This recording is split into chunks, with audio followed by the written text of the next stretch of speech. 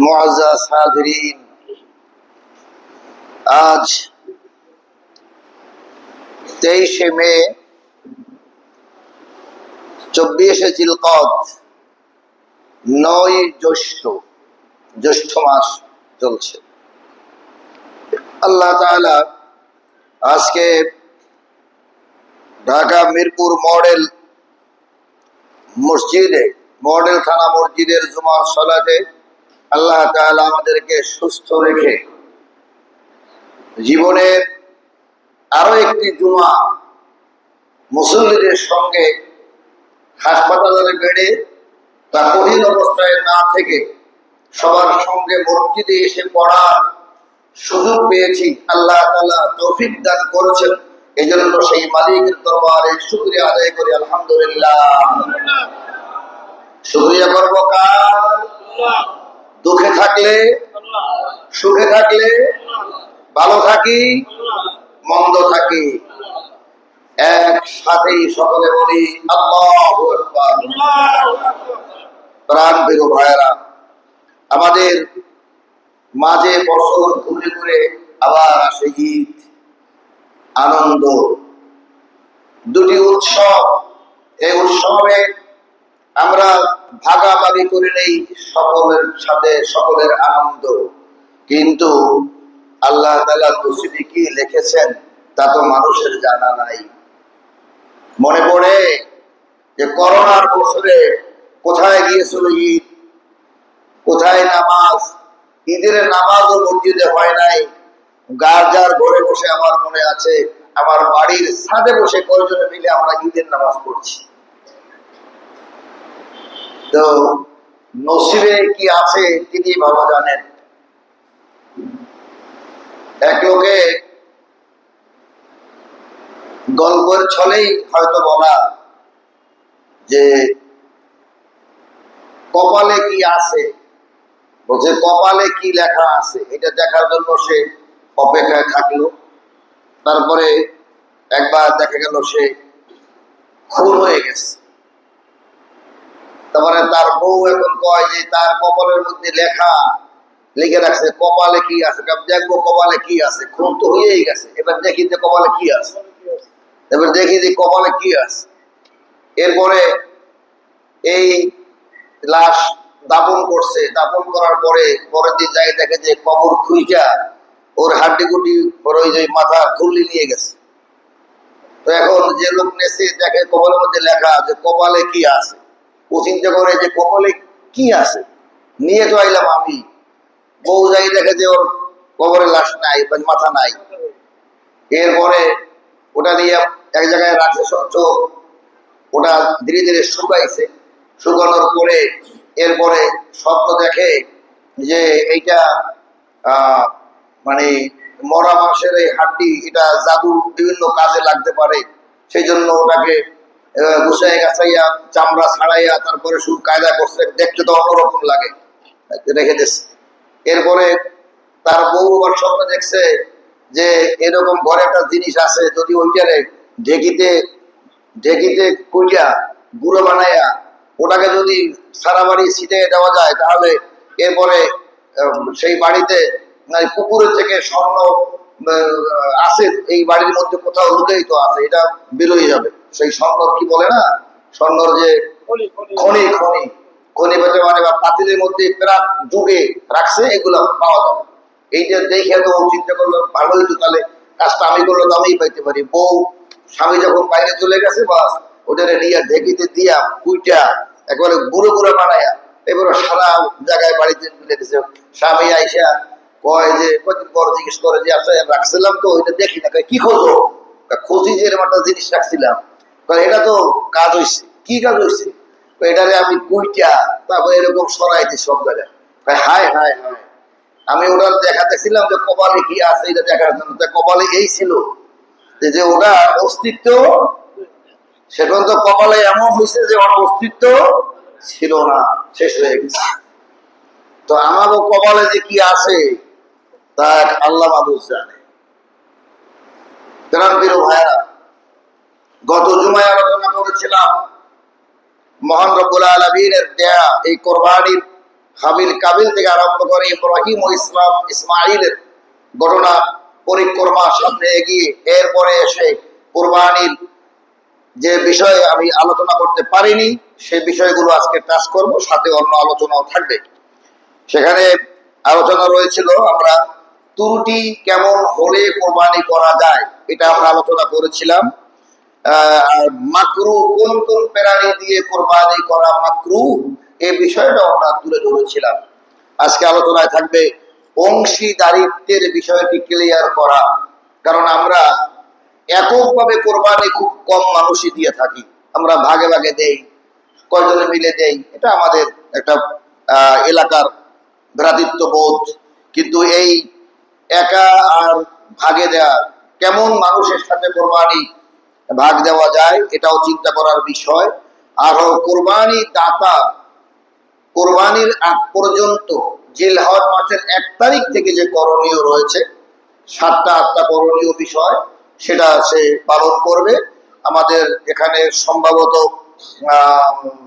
26 বা 25 তারিখেই, আজকাল 23 না 28 তারিখের দিকে চলে আসবে। 28-29 তারিখ যেদিনই চাঁদ দেখা যায় তার আগেই আমরা সেই কাজগুলো করে রাখবো, যে এই 9 দিনে 10 দিনে আমরা আর সে কাজগুলো করব না।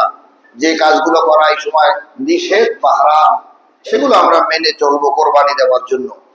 আর আলোচনা থাকবে কোন কোন ব্যক্তিকে কোরবানির গোশত দেওয়া যাবে না, কোরবানি দিলে তার কোরবানি হালাল হবে না, কোরবানি বৈধ হবে না।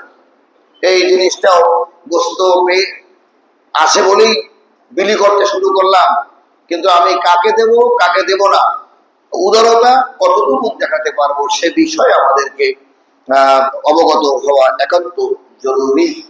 প্রাণপ্রিয় ভাইরা, তো এগুলো আমরা আলোচনা করব। এখানে আরেকটি আয়াত তেলাওয়াত করেছি, সূরা তওবা। সূরা তওবার ইয়া আইয়ুহাল্লাযীনা আমানু মা লাকুম ইযা ক্বিলা লাকুম ইনফিরু ফি সাবিলিল্লাহি সাকালতুম ইলাল আরদি আরাদিতুম বিল হায়াতিদ দুনিয়া ফামা মাতাউল হায়াতিদ দুনিয়া ফিল আখিরাতি ইল্লা কলিল। করেছেন যে হে মুমিনগণ তোমাদের হয়েছে কি, মুমিনগণ তোমাদের হয়েছে কি, তোমরা কেন আল্লাহ তাআলার ডাকে, তার আহ্বানে সাড়া দাও না। ইয়া আইয়ুহাল্লাযীনা আমানু, হে বিশ্বাসীগণ তোমাদের কি হয়েছে, যখন তোমাদের রাসূল, তোমাদের নেতা আল্লাহ তাআলার ইশারায় তোমাদেরকে ডাকে যে তোমরা আসো, তখন তোমরা মাটি আটকিয়ে বসে থাকো, অর্থাৎ তোমরা অলস এমন ভাবে দেখাও যে এটা তোমাদের দায়িত্বের মধ্যে পড়ে না, ডোন্ট কেয়ার, এটা করছো তোমরা। তবে কি তোমরা আখিরাতের পরিবর্তে এই দুনিয়ার জিন্দেগি যা পেয়েছো, এতেই তোমরা কি সন্তুষ্ট হয়ে গেছো? তুমি যেভাবে এখন আছো, তুমি কি মনে করছো যে এইটাই তোমার জন্য যথেষ্ট? আমার আল্লাহর পক্ষ থেকে কিছু কি নেই?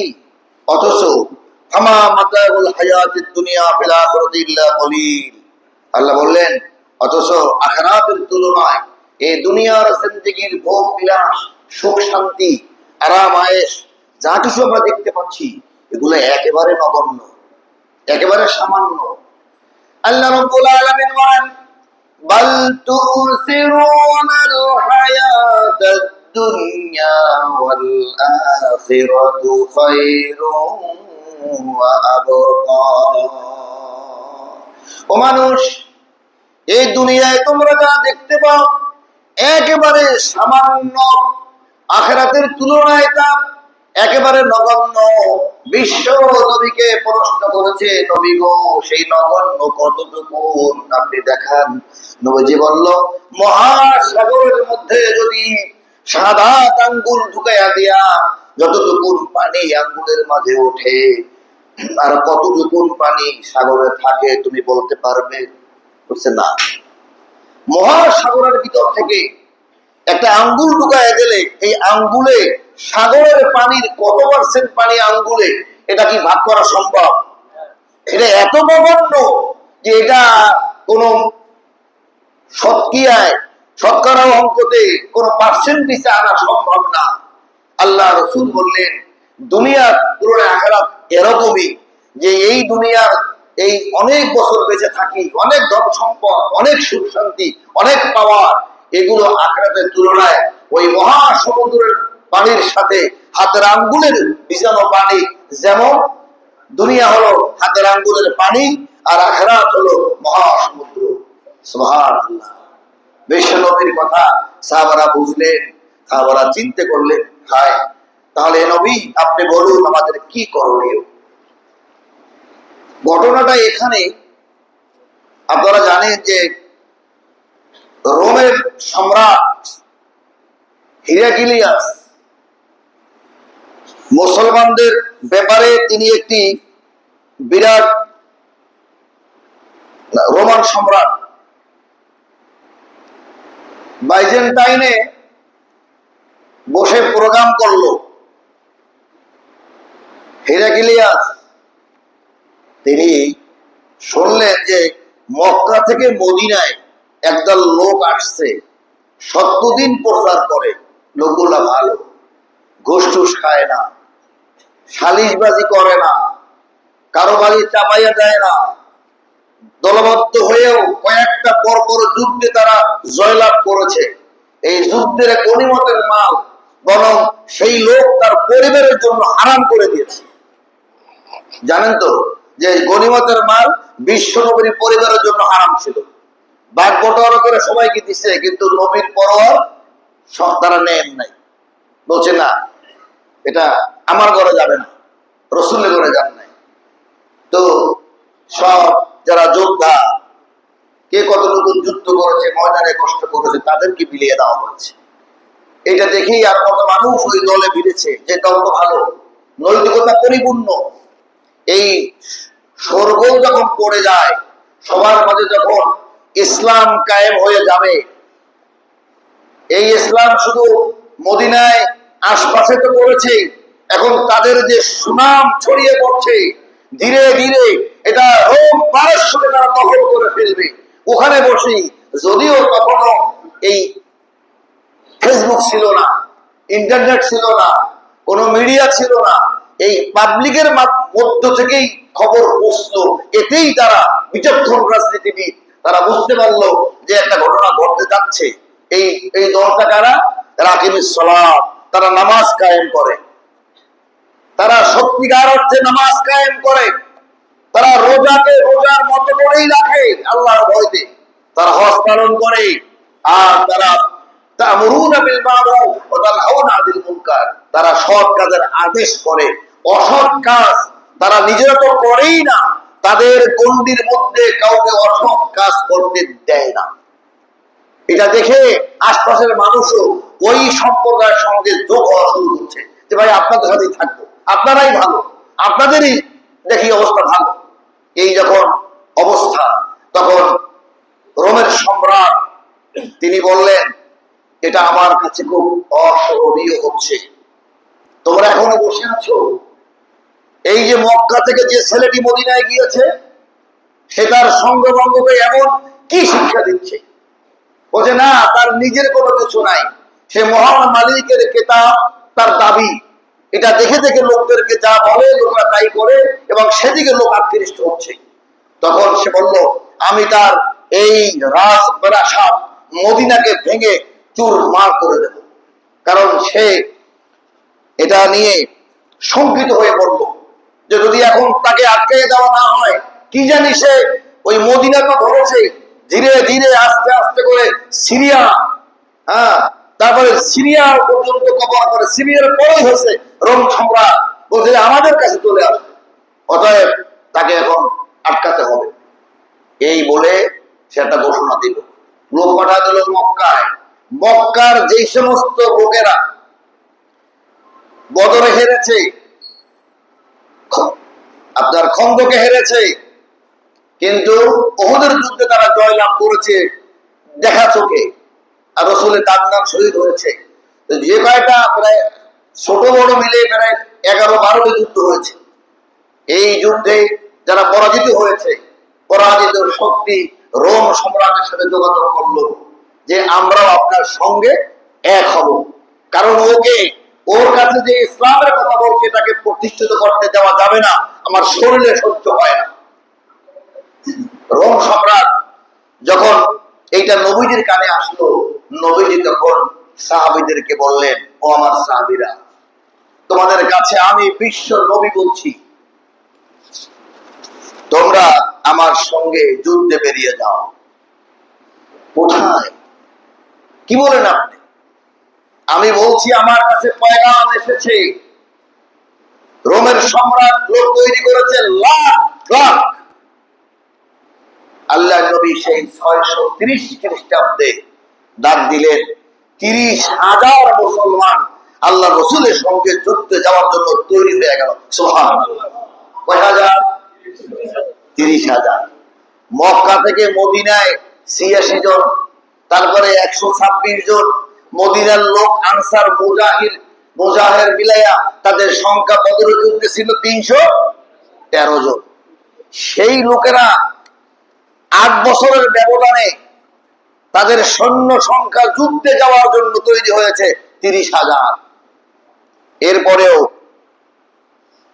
কিছু লোক চিন্তা করলো, আরে ভাও জামালে আমাকে দরকার কি, এখন খেজুর পাকার সময়, প্রচন্ড গরম পড়তেছে, রৌদ্রের মধ্যে, গরমের মধ্যে, মরুভূমিতে পানি সংকট, 30,000 লোকে এক ঢোক করে পানি খেলেও তো 30,000 ঢোক পানি খেতে হবে এক এক বেলা। এত পানি মরুভূমিতে কই পাবে? এ কি আমাদের দেশের মতো পানির লাইন দেওয়া আছে? এরকম। কিন্তু সাহাবারা যখন শুনলেন বিশ্ব নবী বলেছে, ডানে বামে তাকাবার সময় নাই, তোমরা যুদ্ধের জন্য তৈরি হয়ে যাও আমার সঙ্গে। রোম, আপনি বোঝেন, আমরা যে বললাম মার্চ ফর গাজা, তাই গেছি কোন জায়গায়? সরদিমার। মার্চ ফর গাজা, এটা কইয়া আমরা গেছি কোথায়? সরদির মাঠে। তাও কি সবাই গেছে? 10% লোক হাজির হয়েছে, 10%, তাও না। ঢাকা শহরে 10% মানে 20 লাখ। 2%, 3%, 5% এরকম লোক, হয়তো 10 লাখ লোক হলে এটা হতে পারে। তাহলে এই মার্চ পর গাজায় আমরা এখানে গিয়েছি, তাই কত লোক, আরে কম লোক যায় নাই, জানটা হুজুর জান না, আসি, ঠিক আছে, আসি, ঠিক না?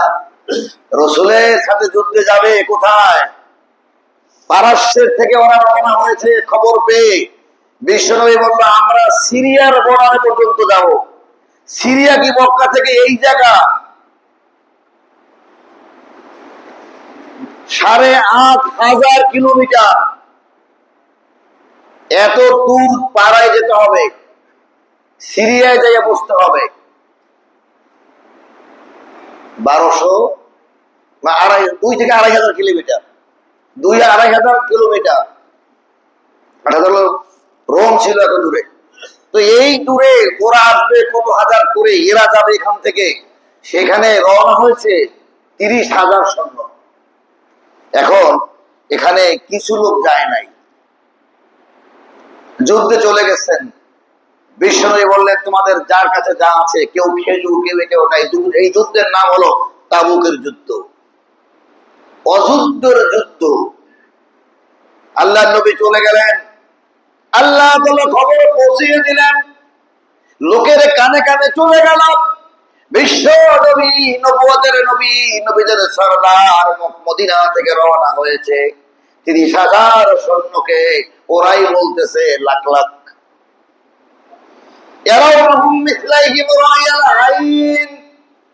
মনে আছে না মক্কা বিজয়ের দিনে এই যে আবু সুফিয়ান, হেন্দার স্বামী আবু সুফিয়ান, সে গোপনে গোপনে দেখতে গেল কতজন লোক তারা আসছে মক্কা বিজয়ের ব্যাপারে। নবীজি যেখানে তাবু টানাচ্ছিলেন, সেখানে ফজর যেখানে হয়েছিল, নবীজি বললেন যে সবাই, 1,000 লোক পায়খানা বানাও। কি বানালেন? পায়খানা কম বানাও। আর মেসোয়াক মারো, সবাই পায়খানার লাইনে দাঁড়াও। লাইন পায়খানার এক এক লাইনে দাঁড়াইছে মনে করেন কয়েক শত লোক, লাইন গেছে অনেক দূরে। ওরা এসে লোক গুনবে কি, ওরা খালি লাইন গুনে যে কত লাইন। এত লাইন যদি পায়খানার লাইনে থাকে তাহলে আর ভিতরে কত আছে। খাইছে রে খাইছে, এগো এরা দুর্বল হয়ে গেছে। ওহুদের বদরের যুদ্ধে 313 জনকে আল্লাহ বললেন কোরআন দলিল, আল্লাহ তাআলা বললেন ইয়ারাউনাহুম মিসলাইহিম রায়াল আইন, আমি তাদের চোখে ধান্দা লাগায় দিলাম, তারা ডবল ডবল দেখতে লাগলো। মানে চোখে রোগ হলে 2-3 জন দেখে না, আর আয়না দিয়ে কেমন চিট করে দিতে একটা লোকের 10 জন দেখা যায় চতুর্দিকে। আল্লাহ ওই লেন্স আল্লাহর আছে না নাই? এই চোখের মধ্যে সে ব্যবস্থা আছে না নাই? আল্লাহ চোখের বলে দিল এই চোখ বানাইছি আমি, জি তুই খালি 8-10 জন করে দেখা। তা ও একজন দেখে 10 জন, তাই লোক দেখে যে লোকের আর শেষ নাই। ওহুদের বদরের যুদ্ধে এটা দেখে তারা দুর্বল হয়ে পড়লো। এভাবে করে বিশ্ব নবীর এই সংবাদ পৌঁছে গেল। 1 লক্ষ সৈন্য সেই ঘোড়া অস্ত্র শস্ত্র নিয়ে তারা রওনা হয়ে এরপরে আল্লাহ রসুল সেই তাবুকের ওখানে চলে গেছেন। তাবুক পর্যন্ত যে ওখানে তাবুক আসছেন, দেখা গেল যে 20 দিন অপেক্ষা করলো। শুধু তাদের যে পলিটিক্স সিয়াসিয়া এমন ভাবে প্রদর্শন করলো, খবর পেয়ে ওরা বলছে যে যদি এদের সঙ্গে যুদ্ধে নামা হয় তাহলে আমাদের আর জীবন নিয়ে আর রোম দেশে আর যাওয়ার কোন সুযোগ থাকবে না, মাইরে ফেলবে সব। এজন্য ওরা পালায় গেল। 20 দিন নবীজি অপেক্ষা করলেন। এই 20 দিন থাকার পরে দেখা গেল ওরা আস্তে আস্তে করলে বলছে সাহসী গুলোতে পারে না যে যুদ্ধে নামবো কি নামবো না, সব চলে গেল। বিনা যুদ্ধে আল্লাহ রসুল জয়লাভ করে এরপরে যখন রওনা হলেন বীর দর্পে, তখন খ্রিস্টান বড় বড় বংশ, বড় বড় সম্প্রদায় এরা এসে আসসালামু আলাইকুম, আমরা আপনাদের সাথে আছি, একটু চুক্তিবদ্ধ করে থাকতে চাই, আপনারা আসলেই ভালো।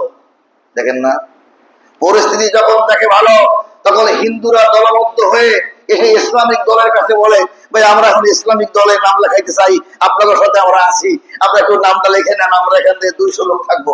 আছে না নাই? কথা না কেন? আছে না নাই? কিসের কারণে? এতটুকু আদর্শ দেখাতে পেরেছে, এতটুকু মাত্র দেখিয়েছে যে আমরা কাউকে ঠকাবো না, আমরা ঘুষ নেবো না, ঘুষ দেবো না, অন্যায় করবো না, জালিয়াতি করবো না, জীবন গায়ে করে দেবো, জীবন দিয়ে দেবো, আল্লাহ তাআলার দ্বীনকে, কোরআনের হুকুমত কায়েম করব। এটা বলার পরে তাদের প্রতি মানুষের ভালোবাসা তৈরি করে দিয়েছেন কে? আল্লাহ তাআলা। প্রাণ প্রিয় ভাইরা, এরপরে হিরাক ইলিয়াসের যে বেদনা দুঃখ, সে পারল না মক্কা হামলা করতে, চলে গেল। চলে গেছে, এখানেই শেষ নয়, নবীজি ফিরে আসলেন। ইহুদি গোত্র যারা যারা ভিতরে ভিতরে চক্রান্ত করেছিল তারা সব পরিপূর্ণ সারেন্ডার করলো। খ্রিস্টান বড় বড় সম্প্রদায় তারা সব চুক্তিবদ্ধ করলো, বড় বড় সম্প্রদায় হাজার হাজার লোক নিয়ে তারা চুক্তিবদ্ধ হলো, আমরা আপনাদের বর্ষতা স্বীকার করলাম, আমাদের গির্জায় কি কাজ করতে দেবেন? নবীজি কি সুন্দর বললেন, অবশ্যই আপনি আপনার গির্জায় বসে আপনার যাকে রব ডাকেন, ঈশ্বর বলেন, আপনি কাজ করবেন, আপনার ঘরে কেউ হামলা করবে না, আপনি যে আমাকে মারতে না আসেন, আপনার ঘরের নিরাপত্তা আমার সাহায্য দেবে, আপনারা ইবাদত করবেন, যে রবের করেন করবেন। প্রাণ প্রিয় ভাইরা, এই কারণে মদিনার শহর তাদের প্রশস্ত হয়ে গেল, তাদের ক্ষমতার বলয় অনেক দূরে বেড়ে গেল, কারণ হাজার হাজার সম্প্রদায় তারা ইসলামে চলে আসলো, ইসলাম গ্রহণ করে নাই, জিজিয়া কর দিয়া আপনার ভাবে আসি, আমরা কোনো সমস্যা করবো না, হামলা করবো না। আর ওই মোশরিকদের সাথে, মোশরিক আর কাফের কিন্তু আলাদা, এটা খেয়াল করেন। মোশরিক খ্রিস্টান এই ভিতরে পার্থক্য আছে। ভারতবর্ষের হিন্দুরা হলো মোশরিক, এরা কি? এরা মূর্তি পূজা করে, এর কাছে চায়। ইহুদিরা মোশরিক না, ইহুদিরা কিন্তু আল্লাহর কাছে চায়। হিন্দুরা হলো মোশরিক, তারা কত কোটি দেবতা? 333 কোটি। তারা তাদের সবকিছু শিরক শরীক রাখে সত্যের সাথে, তাই তাদেরকে মুশরিক বলা হয়। সে মুশরিকরা তখনও যেমন করেছে, এখনো মুসলমানদের কোনো ভালো কাজ তাদের সহ্য হয় না। বাংলাদেশের মানুষ ইসলাম নিয়ে বেঁচে থাকুক, নামাজ রোজা হজ যাকাত পর্দা পশিদা, নারী তার নারীত্ব সতীত্ব, এই পরিবেশ নিয়ে বেঁচে থাকুক, এইটা মুশরিকরা সহ্য করতে পারে না, এটা তারা চায় না। ঠিক না ঠিক? এ কারণে এদেশের এদের উস্কানিতে আজ কতগুলো নারী, এবার যা শুরু হয়েছে নারী সংস্কারের ব্যাপারে, যখন আলেমরা নেমে গেল, এমনি তো বলা হয়েছে যে আলেমরা নামলো, এখন তারা যেভাবে নেমেছে তারা একেবারে সে বিষয় তো আপনারাই অকেফাল রয়েছেন, যা ইসলামের সাথে একেবারেই যায় না, একেবারেই যায় না। তাদের পেশা বিভিন্ন মোড়ে মোড়ে তারা নাটক করতেছে, তারা যে দৃশ্য ভঙ্গি অঙ্গভঙ্গি করতেছে, এ খুবই লজ্জাজনক প্রাণ বেরো ভাইরা। তো সেই মুশরিকদের কাহিনী এখানেই থাক। আল্লাহ রাসূল সাল্লাল্লাহু আলাইহি ওয়াসাল্লাম মদিনায় এসে এরপরে ডাকলেন, কারা কারা যুদ্ধে যান নাই? আমি যুদ্ধে জয়লাভ করেছি কি করি নাই, যুদ্ধ করা লাগে নাই কি লাগছে, এটা বিষয় না।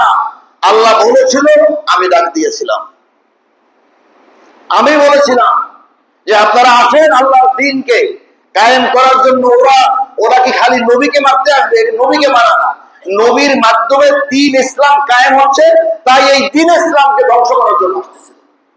তাই এই পৃথিবীতে মুসলমানদের অন্যান্য জাতির লোকেরা শত্রু কি নাম মুসলমানের শত্রু না, মুসলমান যে নীতি কায়েম করতে চায় সেই নীতির শত্রু, সেই নীতির শত্রু। মুসলমান যদি তসলিমা হয়ে যায় তাহলে সে আর শত্রু থাকে না। মুসলমান যদি দাউদ হায়দার হয়ে যায় তাহলে সে আর শত্রু থাকে না। মুসলমান যদি ওদের মতো ওই রকম ইসলামের বিরুদ্ধে কথা বলে, তখন তাকে আর তার শত্রু মনে করে, কারণ তাকে দেখে মানুষ হিসাবে, নাম তার যাই থাকুক। তাহলে শত্রুতা তো ধর্মের মনে না, শত্রুতা হলো মুসলমানদের কর্মের উপরে। তাদের যে এই সুন্দর কর্ম, এটা তারা চায় না। যার সন্তানে পরিপূর্ণ করতে চায়, বিয়া অবৈধ, ছেলে বৈধ, এটা কেমন হইল? জাকাবতাই শুনতে হবে। বিয়েই থেকে নাই, একজনে স্বামীর তালাক দেয় নাই, ইদ্যত পালন করে নাই, তালাক হয়েছে 3 দিন। 3 দিনের মাথায় আমাদের সোনাতলা এলাকায় ধরছে। আমি এলাকায় গেলাম, আমাকে ফেসবুক দেখাইছে ভিডিও, হুজুর এই যে লোকটা অবিবাহিত, মহিলাটা বিবাহিত, স্বামী আছে, ওর সঙ্গে ঘুরতে গেছে, এই ধরছি, ধৈরা বিয়ে পড়াই দিয়ে বাসর করাই দিচ্ছে। যা খালি কইলে কি হবে? ইসলাম কি এরকম? ওর স্বামী আছে, আগে তো ওর স্বামীকে তালাক নিতে হবে। ও যদি সংসার না করে তাহলে ঠিক আছে তালাক দাও, তালাকের পরে ইদ্যত পালন করতে হবে, তাকে 4 মাস পর্যন্ত বিচ্ছিন্ন থাকতে হবে। এটা আল্লাহ তাআলার আইন। এটা আপনারা খালি জীবনে বলে দিলে হলো না, ঠিক আছে তুমি ঘর করবে না, ঠিক আছে আজকে ওর লোকে বিয়ে দিলাম, যাও ওর লোকে চলে যাও। এটা এভাবে পাগলামি নয়, এটার 4 মাস যেতে হবে, কাগজ পৌঁছতে হবে। প্রিয় ভাইয়েরা, তো এরকম করলেই তো ইসলাম ক্ষতিগ্রস্ত হয়, আইন ক্ষতিগ্রস্ত হয়, বিধিমালা ক্ষতিগ্রস্ত হয়, সংসারে সমস্যা দেখা যায়। প্রিয় ভাইয়েরা, আমি যে জায়গাটাকে যেতে চাচ্ছি, নবীজি বললেন, আমার সাহাবীরা, আল্লাহ তাআলা বলতেছেন, ইয়া আইয়ুহাল্লাযীনা আমানু, কোরআন নাযিল করে দিল, হে নবী তোমাদেরকে যে ডাকলো তোমরা গেলে না, যদি তোমরা যুদ্ধে বের না হও তাহলে আল্লাহ তোমাদেরকে কঠোর শাস্তি দিবেন, অর্থাৎ ধ্বংস করে দিবেন।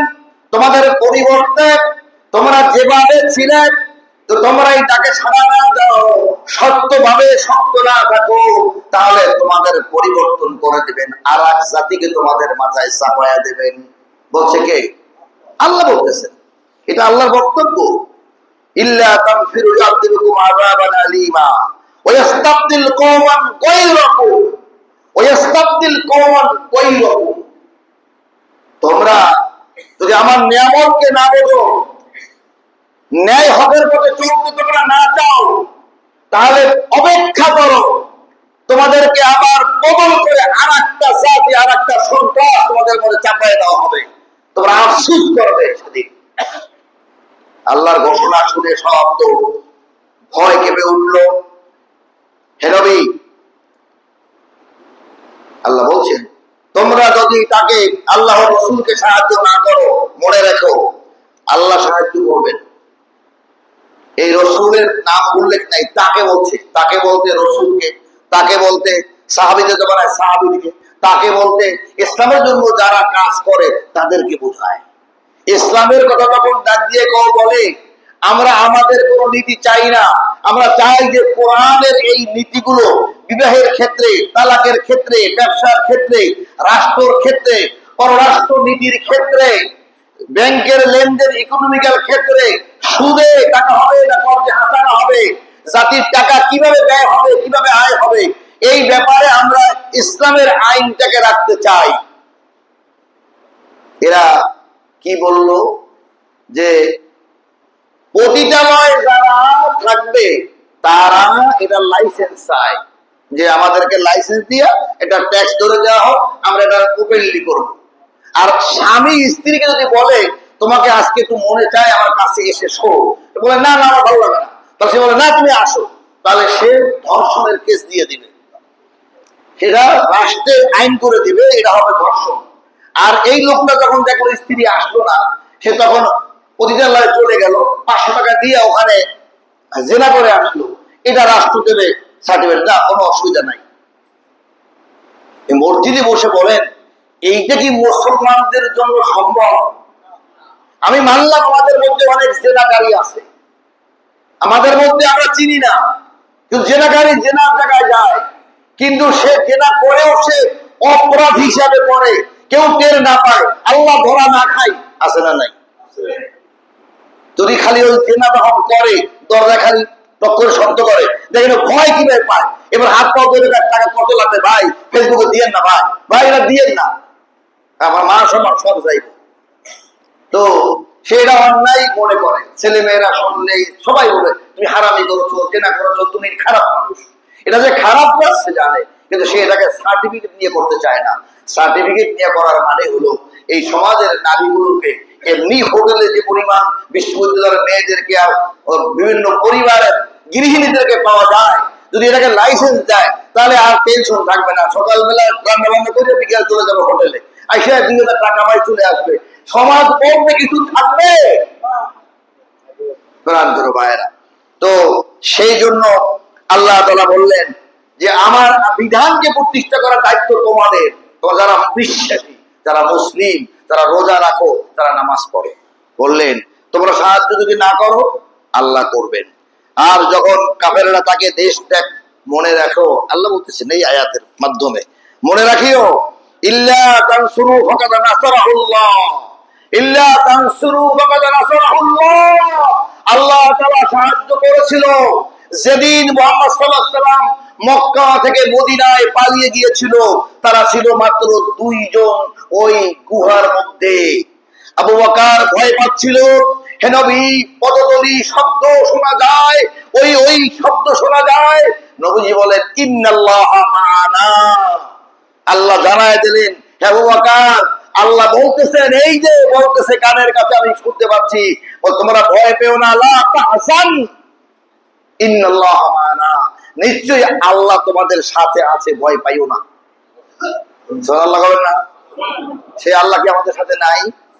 কিন্তু আমরা যদি ভয় পাইয়া আগে দৌড় দিই, আল্লাহ তো আগাইয়া আসবেন না। আল্লাহ শর্ত দিয়েছেন তোমরা মজবুত থাকো, তোমরা চেষ্টা করে যাও, তোমরা বড় একটা সুন্দর দেশ গড়াবো, তোমরা নিজের ইসলাম কি দিয়েছেন, যে ব্যক্তি নিজের ক্ষমতা চায় এই পদ আমাকে দাও, ওই ব্যক্তি সবচাইতে ক্ষমতার অযোগ্য, ওই পদের অযোগ্য। যে নিজে আমাকে দিতে হবে, এলাকার লোকেরা কেউ বলে নাই, বললো এই আমি কমিশনার দাঁড়াবো, কেউ বলে না, কে আমি কমিশনার দাঁড়াবো, বললে ভাই আমরা তো চিন্তা করেছি অমুকরে দাঁড়াবো, পুরো গরম হয়ে এলাকা গরম করে নিল, কি আর দাঁড়াবো আমি বেটা। ইসলাম বলে এই লোকটা সবচাইতে অযোগ্য।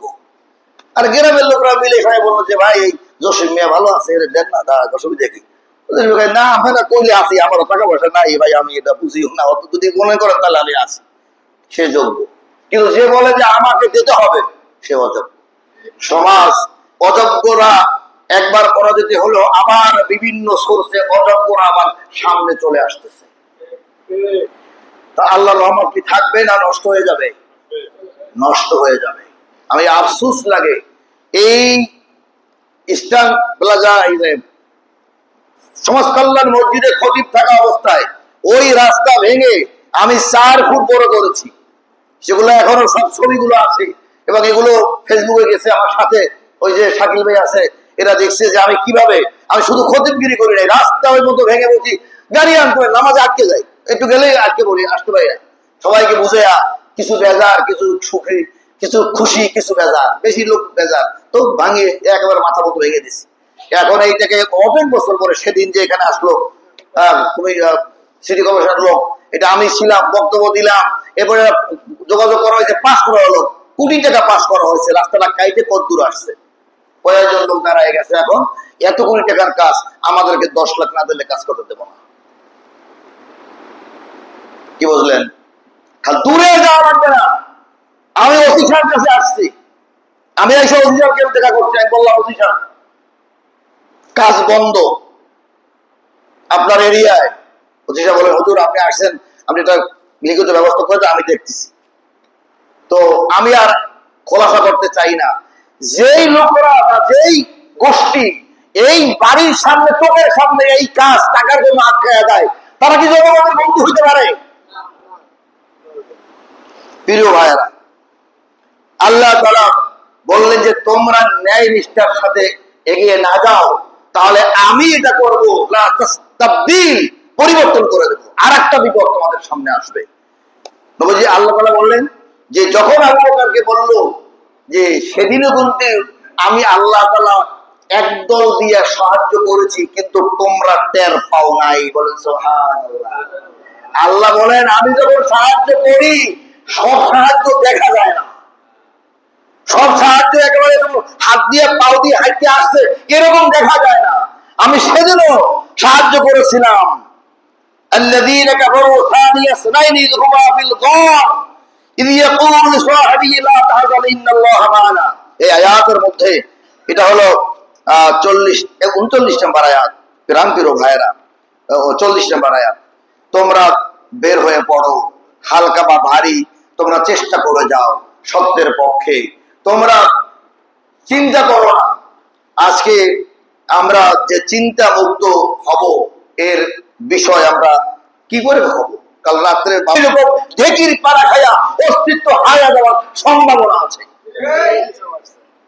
যদি এখনো হুঁশ না হয়।